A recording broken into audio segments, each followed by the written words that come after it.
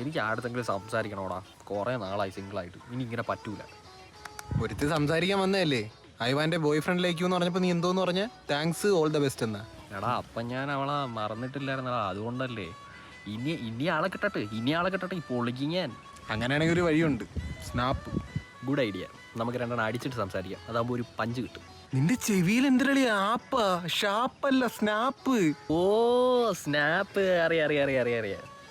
അല്ല എടുത്തിട്ട് എന്ത് ചെയ്യണം? എടാ, ആപ്പ് എടുക്കണം, എന്നിട്ട് നിനക്ക് ആരെങ്കിലും ആഡ് ചെയ്യണം. ഫോർ എക്സാമ്പിൾ അശ്വതി എന്ന് സെർച്ച് ചെയ്യുക, വരുന്ന അശ്വതികളെല്ലാം ചന്ന പിന്നെ ആഡ് ചെയ്തോണം.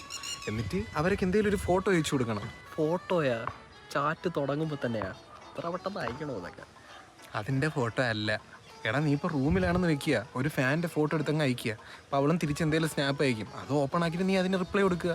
അല്ല അപ്പോൾ അവൾ തിരിച്ച് സ്നാപ്പ് അയച്ചില്ലെങ്കിലേ? തിരിച്ചയച്ചില്ലെങ്കിൽ അവളെ അങ്ങ് മറന്നേക്കണം, അടുത്ത ആളെ പിടിക്കണം. എക്സാമ്പിൾ ഫാത്തിമ എന്ന് സെർച്ച് ചെയ്യണം, വരുന്ന ഫാത്തിമമാരെ എല്ലാവരും ചന്ന പിന്നെ ആഡ് ചെയ്യണം. എന്നിട്ട് എനിക്കറിയാം ഫാനിൻ്റെ ഫോട്ടോ അയക്കണം.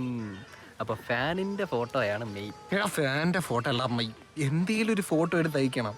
അല്ലെങ്കിൽ ചിഞ്ചുവിൻ്റെയും മഞ്ജുവിൻ്റെയും ഫോട്ടോ അയച്ചാലേ? ആറായി ചിഞ്ചു മഞ്ജു ഒക്കെ. അല്ലേ, പെൺപിള്ളേർക്ക് പെറ്റ്സ് ഭയങ്കര ഇഷ്ടമാണല്ലോ. നീ എന്തേലും വാങ്ങാണ്ടിയായ ഞാൻ പോണേണ്. ആ പോത്തൊക്കെ ഉണ്ട് നിന്നെക്കാലം വകതിരിവ്. അത് പോത്ത് പെറ്റല്ലേ?